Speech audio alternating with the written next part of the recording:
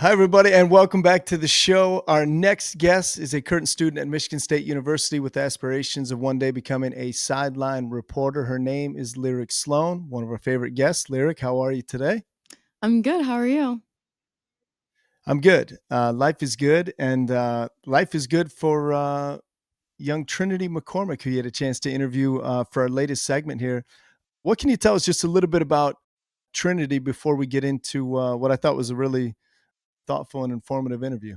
I mean, Trinity started volleyball when she was 7, and she told me that she always had an instant talent with it, but obviously you can never foresee the future that you'd be committed to a D1 school as a sophomore in high school. I mean, that is just insane. That's like very unheard of in most cases. But I mean, she was a big basketball player too, and her dad told her that, he saw a better future for her for volleyball, so that's what she ended up sticking with.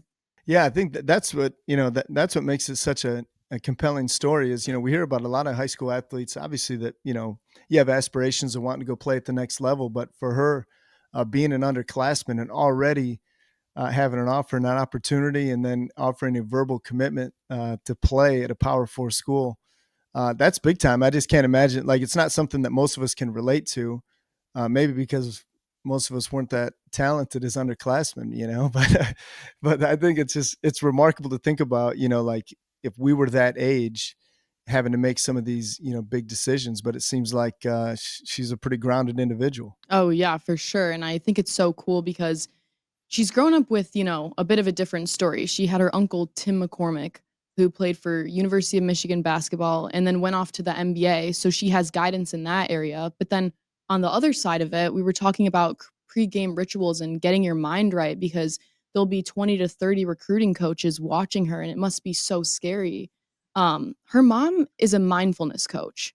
You don't hear that Mm. from many athletes being able to say that how you get your mind right is your mom coaching you, but she's certified in it. I mean, she helps her get her mind right in these situations. And she has such a good mindset as an athlete. She told me that, being committed, most people will just brush it off and say, I know where I'm going. But she told me that she only wants to get better. She's been scheduling more private lessons than she ever has before because she wants to play when she gets there as a freshman. Yeah, really incredible, and obviously a great testament to all of us, whatever our passions are in life, whether it be a sideline reporter or play by play broadcaster. It's that support system that you have around you when you can lean on, whether it be an Uncle Tim or mom, a mindfulness coach. It's like or your dad or whoever it is. It's like you really need to listen, and when you have that group, the village behind you that can help you steer you in the right direction, that makes all the difference in the world. And for her to be able to, isolate and identify what it is that she wants to do as an athlete, and again, going into her junior year in volleyball and already knowing that, okay, I'm going to do my best here at the high school level and now go on and play at a school like at Wake Forest is incredible. So, um, very thoughtful interview. We'll get to it now. This is Lyric Sloan from Michigan State University talking with Trinity McCormick, who will be heading to Wake Forest on a volleyball scholarship.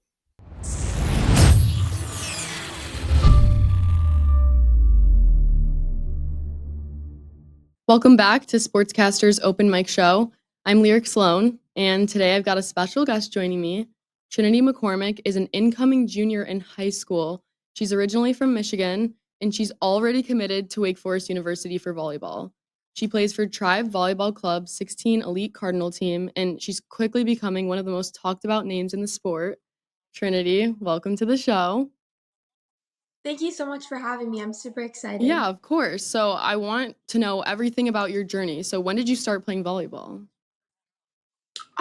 Started playing volleyball when I was around 7 years old, and it kind of got more serious when I moved to Florida. And I started playing travel, and I started playing for a club team when I was about 8. I started playing for my school at a younger age than that, but yeah. Were you ever playing any other sports growing up, or was it always volleyball?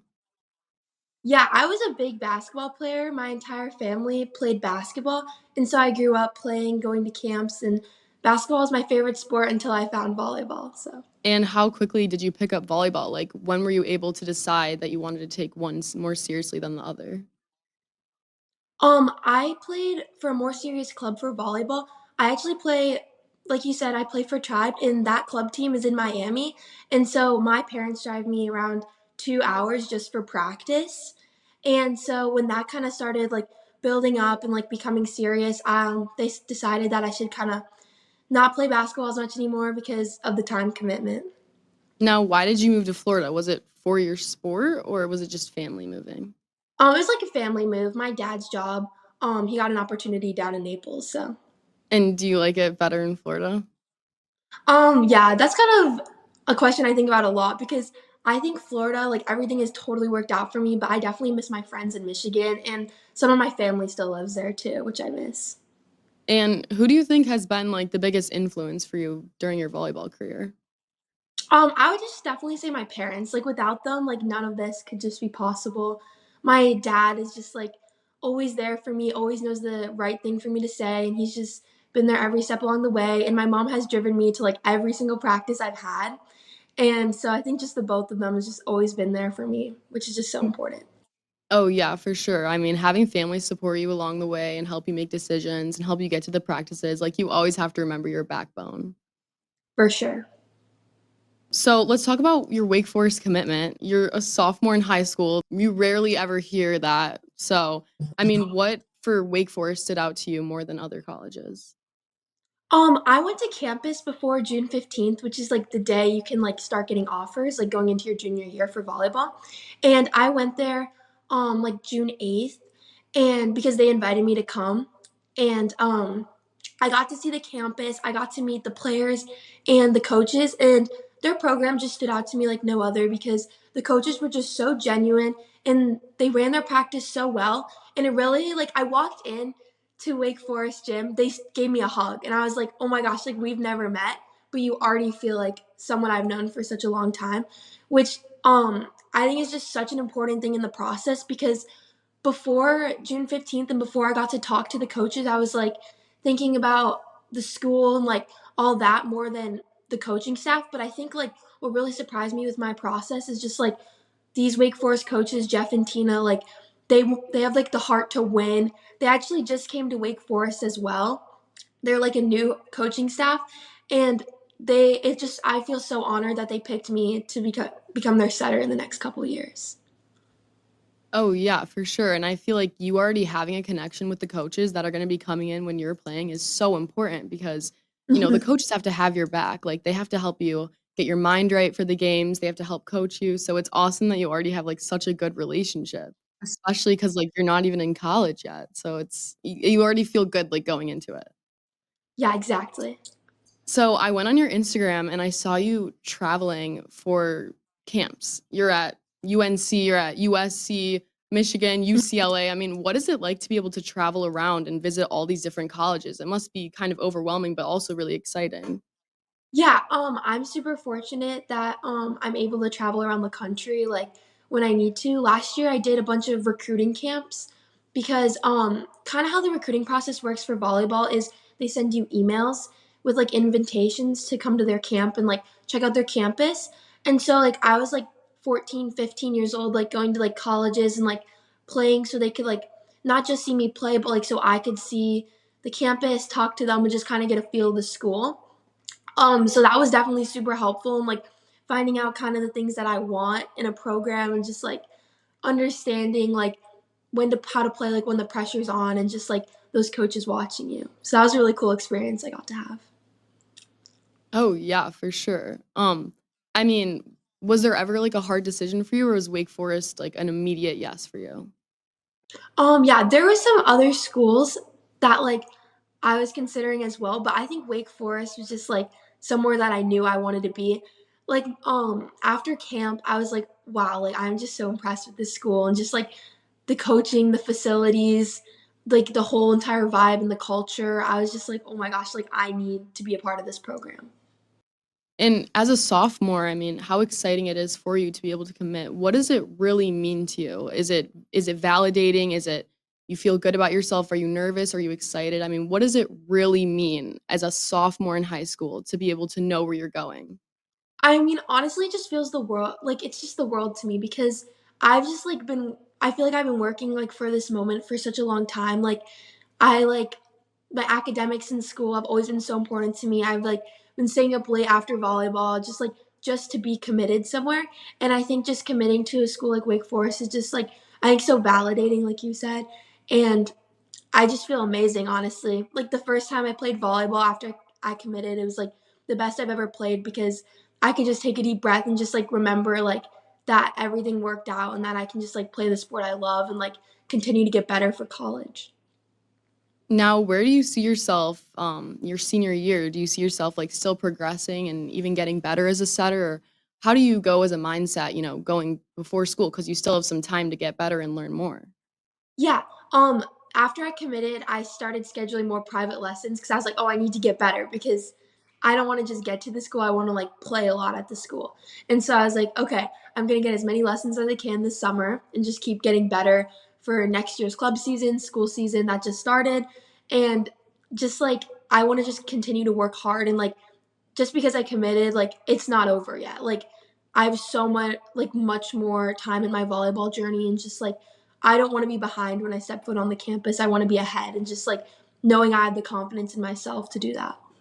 So, as an athlete, I mean, everyone has different rituals that they do, anything to get them in the mindset. Do you play music? Do you, like, kinda rest your head? Like, what do you do to get in your mindset? I do a lot of, like, mindfulness. My mom's actually a mindfulness coach, so, like, the night before, I do a lot of visualization for, like, big games. Like, if we have, like, a lot of this year was pretty stressful because there were, like, 30 to 40 recruiters at our court at once watching us, and so it was, like, the pressure was kinda on the 16s year, and so I would just do a lot of visualization of just me making, like, the play I wanted to, like, making the set, making the block, like, whatever I wanted, and I think that really helped me just because when I was there in the moment, I wasn't afraid because I was like, "Okay, I've been here in my mind before." And that's one big thing, and, but for my game, I would always whenever they sing the national anthem at 8 AM, I'd always just, like, pray to God, just, like, to keep me safe, keep my teammates safe on people on both sides of the court, and, like, just, like, that I could play the best I play and that everything just, like, works out and falls into place.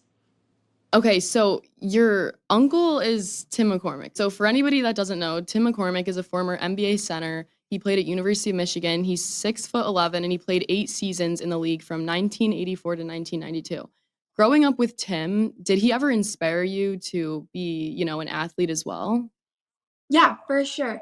I mean, Uncle Tim has just always been such a kind uncle, like, he's amazing, and, like, just talking to him about what it was like to, like, be a college athlete has just been, like, so amazing, and it just really inspired me to wanna do the same thing and play at, like, a Power 4 program, and, yeah, I've just learned so much from him, and I'm just continuing to learn more about, like, what it was like for him at Michigan and just becoming the NBA player and the person that he is.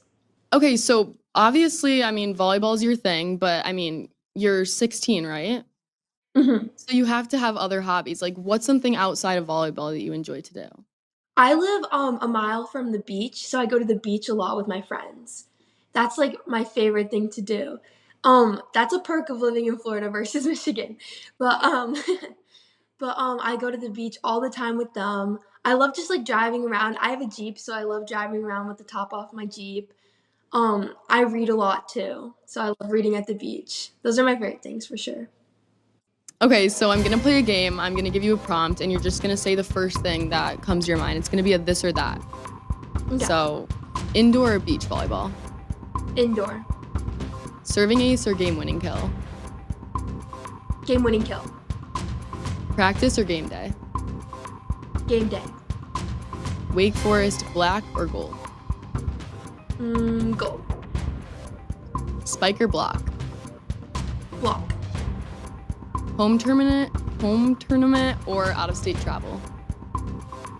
Out of state travel. Home crowd or away upset? Away upset.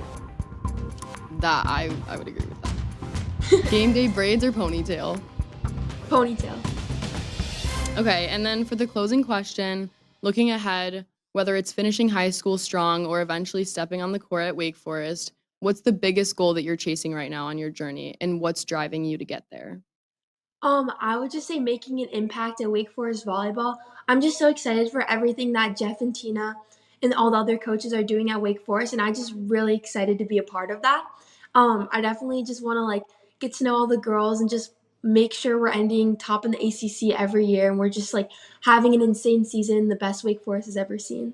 Well, I can tell you're so passionate and you're so genuine. And thank you for coming on the show. Of course, it was so fun having me. Thank you so much. Making an impact, it's something we can all aspire to, whether it's playing Division I volleyball or not. But a cool interview from Lyric Sloan from Michigan State. Trinity sounds like a good teammate, and we'll be following along her entire journey, and certainly wish her all the success on the court and in the classroom as she competes in her junior year and prepares ultimately to transition to Wake Forest University to play volleyball. When we come back, we're going to transition to college football. Who are the major players across the country this year? Will it be another champion from the Big Ten, or is it the Southeastern Conference? But maybe not the teams you're used to hearing. How Texas, University of Texas, the Longhorns have made their way into the top of the rankings across college football. We'll have a commentary from a Georgia Bulldog named Emily Wisnowski coming up next on Open Mic.